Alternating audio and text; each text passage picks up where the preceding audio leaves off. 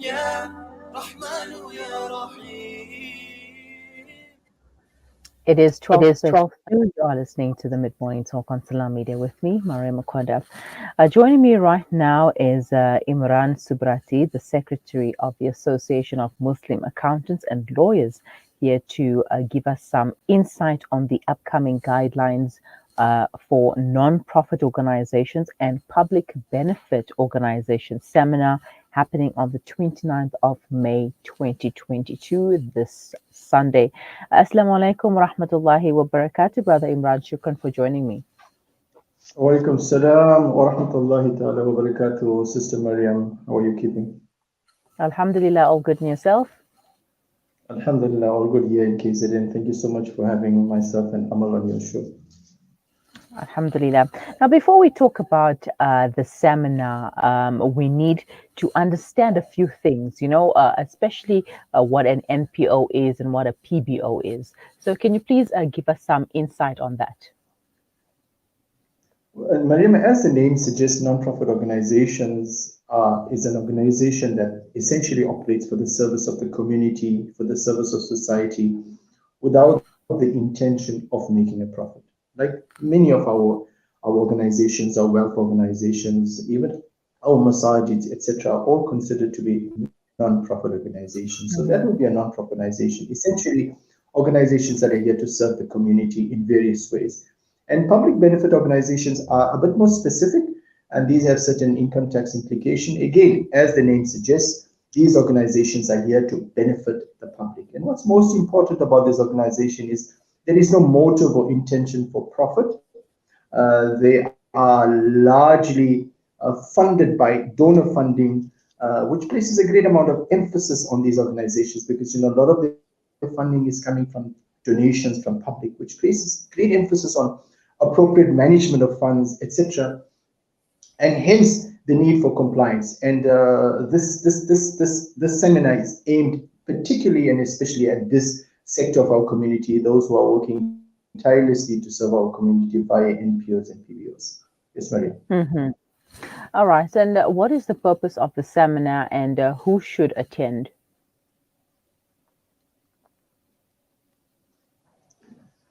The purpose of the seminar, as in my introduction, I mentioned that non-profit organizations are funded through donor funding.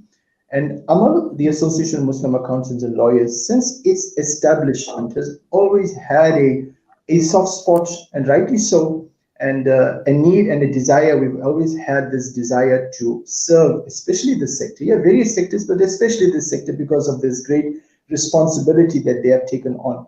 And the NPO sector or PBOs, again, they have this great responsibility of important management of funds. And they are largely funded by public funds, which creates a great emphasis.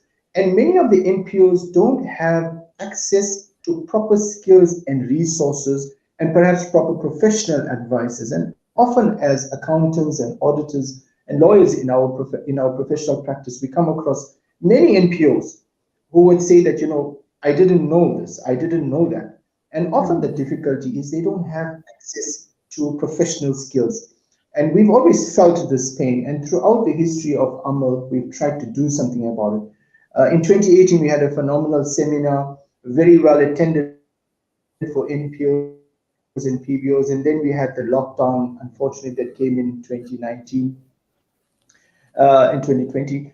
And this year, alhamdulillah, as a culmination of what Amal feels, Amal has produced a beautiful, through our years of experience and the selfless service of our members, Amal has produced this wonderful booklet, which is being launched in KZN. It's called the Guidelines for Non-Profit Organizations and Public Benefit Organizations, Tax, Legal, and Internal Control Compliance. Now, it's a go-to book. It's a handbook that every trustee, every member involved in NPO, in PBO needs to have. And I think this would empower them largely because often we find many of the trustees, these are people that are doing the work, but they don't worry too much about the back office, what happens in terms of compliance, in terms of the financials, in terms of the income tax side.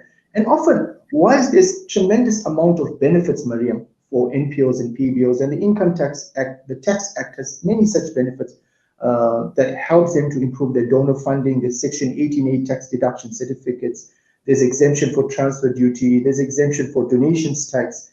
There's exemption for skills development. There's tremendous amount of benefits. So the first question we ask ourselves is, are NPOs and PBOs accessing all these benefits?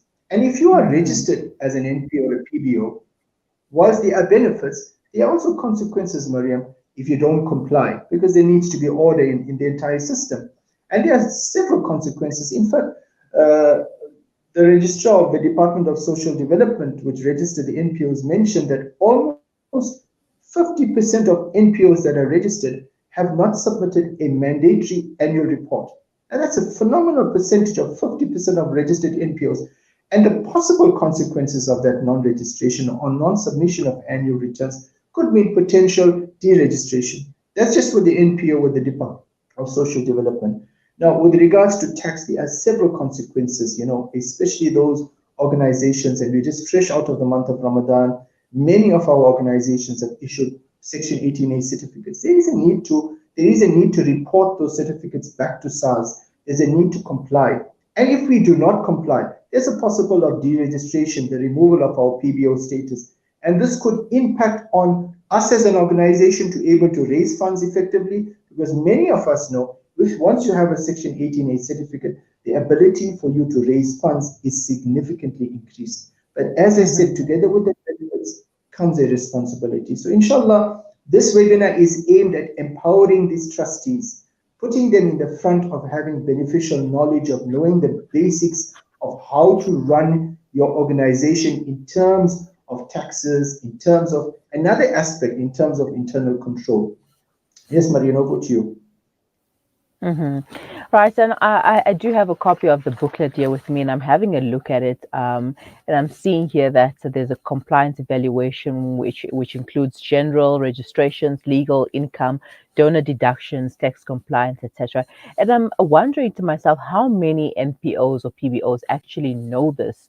How many people know that they were supposed to follow a compliance evaluation? And what are some of the mistakes that we make? Because we have the right intentions of wanting to start an NPO or PBO for the benefits of the communities, but then, situations or lack of knowledge will end up having the NPOs and PBOs deregistered, like you mentioned. Yeah, often, as I said, the work is being done wonderfully. And there's many NPOs and PBOs are very compliant, and those are the larger ones. And those are the ones, and you would find the ones that are successful, Mariam, are the ones that became compliant, the ones that took the time to invest in their structure, in their system, in terms of resources. But by and large, many of them are non-compliant. And some of the aspects of non-compliance, as I mentioned earlier, is the non-compliance in terms of Income Tax Act. It does not mean that if you're doing non-profit work, for example, and you are paying salaries to your staff and they're earning an income, these staff are your employees. There is a requirement in terms of the Unemployment Insurance Fund Act to register these employees and pay UIF. So if there is an incidence of unemployment, even though these employees are members of a non-profit, they're entitled to UI benefits. So that's a responsibility. Similarly, if they're earning an income where that is taxable, that is above the tax threshold, there is a responsibility upon that NPO to deduct the necessary PAYE on a monthly basis and to actually submit and pay over those taxes monthly to SARS. And often you find that is not happening. This is just UIF. This is now, we're talking of PAYE. Similarly, there are different other registrations that NPOs need to do. For example, workman's compliance, for example, workman's compensation. So there are various mandatory registrations that needs to happen that often we find that NPOs are not doing.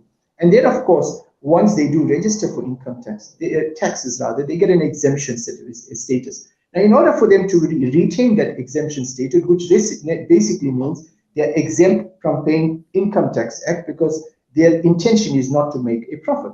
In order for them to do that, there are certain requirements, and one of the requirements is to submit an annual tax return, and many of them are not doing that. And the consequences of that could be penalties, etc., that could be levied. And especially when you're dealing with donor funding, there's a huge emphasis and responsibility. That's just in terms of compliance. When you look at internal controls, for example, and that's where the media is abuzz with things that have been happening around us. And that's where there's a great emphasis on us. Are we following proper internal controls? Is there proper approval process for payments being made? Is there proper accounting of income? And alhamdulillah, in this booklet as well, Miriam, at the end, there's a wonderful checklist. It's called the Internal Control Checklist, which will be workshopped as well on this coming week, Sunday, by experts on the field, the authors actually who are involved in it. And this is called the Internal Control Questionnaire and Toolkit. So it's a wonderful, wonderful toolkit about, did you get proper authorization for payments? Have you filed all supporting documentations? Did you have appropriate minutes? Is there separation of duties? The kind of things that NPOs take for granted and they don't concern themselves. But if you really want to grow, you need to get in the basic structures in place. And more so, it's because you're dealing with an amount, you're dealing with donor funding. It places a great emphasis on you to become compliant. Over to you, Mariam. And that makes sense because the people are putting their faith and their trust in you to ensure that their monies are used well and properly. So it only makes sense that you would do things the correct way. Now, back to the seminar. It's taking place this Sunday, inshallah, on the 29th of May. Is it at a specific venue or an online platform? No, Mariam, I think this is what's exciting about it. And for us, it's like we're all excited. Our entire Amal Exco is excited about it because the first time out of lockdown, this is our first actual face-to-face interaction with members of the public. And I must point out that this event is actually being held in conjunction with UPSA, United Ulama Council of South Africa. And the ulama of them will be there. There will be various organizations present, alhamdulillah. And it's taking place here in Overport, in Durban. The attendance is subject to registration, and the reason I'm not mentioning the venue is because we don't want a whole lot of people to arrive at the venue unregistered. It has a limited seating venue, and we already have many registrations that have taken place. So I'm going to share with you, there is an email address. They can email it to info@amal.co.za. I'll repeat that, info@amal.co.za. Once we receive the registrations, then the details of the venue, which is very central in Overport, and it's happening this week, Sunday, inshallah. It starts at after Maghrib at about 5:45, so it's very conveniently timed out of the Saturday and the main Sunday, out of our family time. It's conveniently timed in the evening, and it runs right up till 8 p.m. And remember, you're going to have access to experts. Ridwan Khan, Chartered Accountant SA, who was the protagonist and the main author in this, together with Naeem Asfat, CASA, and other experts will be here from Amal. There will be ulama here. So it's going to be a wonderful opportunity for NPOs and PBOs to really gain first-hand information and become empowered. Over to you, Mariam. All right, mashallah, it's taking place face to face. But what about our Joburg and Cape Town delegates who wish to attend? UXA already had a launch before Ramadan. Before Ramadan, had a launch of this guide. So those who are fortunate enough to attend have attended. But we do have for those in Cape Town, we're going to be doing a face-to-face in Cape Town. In fact, together with UXA, we are launching it around the country. So Cape Town, we're going to be doing a face-to-face. But those who cannot attend this one, our soft launch that was done by Amal online in about February, March is available on our website, www.amal.co.za. So they're most welcome to access the online launch that has taken place. And many have asked us if we can take this event that's taking place online. So it's something that I'm going to table with the organizers and see if we can wing this off and perhaps have a face-to-face together with an online for the benefit of our viewers out of Durban. All right, and where can people get a copy of the guidelines? Well, inshallah, we will be issuing a complimentary copy of this to all attendees. So that's the first place you need to attend the webinar, and you will be given a complimentary copy of this one here. And thereafter, you can also send emails to info@amal.co.za. And inshallah, our office, we have got hard copies available, and we intend to print more. We will make copies available, hard copies from the office. And for those who are not accessible to us, we have posted it on our website. So if you visit our website, you'll be able to get a soft copy, a PDF version of this of this guidelines. All right. Okay, shukran so much for your time, Brother Imran, and for shedding some light on that. I think this is a very, very important seminar that needs to take place. And for the NPOs and PBOs in KZN, please take advantage of this opportunity. Shukran so much for your time. Assalamu alaikum wa rahmatullahi wa barakatuh. Mariam, thank you so much. Before I go off here, I just wanted to invite your listeners to one follow-up to this one here that's going to be taking place on the 25th of June. In this webinar, in this seminar, we're covering the issues of tax, etc., and internal control. But the one for the 25th is going to be very topical and very relevant. It's called the Management of Masajids, Constitution and Contracts. Now, that's a phenomenal one. We're doing that. It's going to be an online one. It's a webinar in the form of a webinar. It's aimed specifically at trustees of masajids and organizations, where we tackle the issue of constitution and contracts, and we try and bring about some better governance in our NPOs and our PBOs and our masajids. So that's something not to be missed. 25th of June, it will be a webinar. And for those who are into income tax, on the June 11th, Amal is hosting another webinar. It's called the Tax Rollover Relief Webinar. So there's two webinars that Amal is hosting, and perhaps we can interact with Salam Media closer to time. Maria, thank you so much for having us on your show. All right, inshallah. Assalamu alaikum. Wa alaikum salam. And that was Brother Imraan Subrathie, the Secretary of the Association of Muslim Accountants and Lawyers, Amal, giving us insight on the upcoming guidelines for non-profit organizations and public benefit organizations seminar happening on the 29th of May 2022. For more information regarding venue, go to their website or go to info. Send an email to info@amal.co.za for registrations, and from there you'll be able to get information about the venue, because they do not want over capacity. There is a limited space, so make sure that you do go. It will be taking place in KZN after Maghrib Salah. Also, 11th of June, there will be an income tax webinar, and the 25th of June will be another webinar regarding the management of masajid and organizations. So you got some relevant events are coming up there, so do make sure that you take advantage, especially if you have an NPO or you are looking to have an NPO or a PBO and you want it to become successful. For further questions, you can leave them in the comments section below. We are going to take a quick break.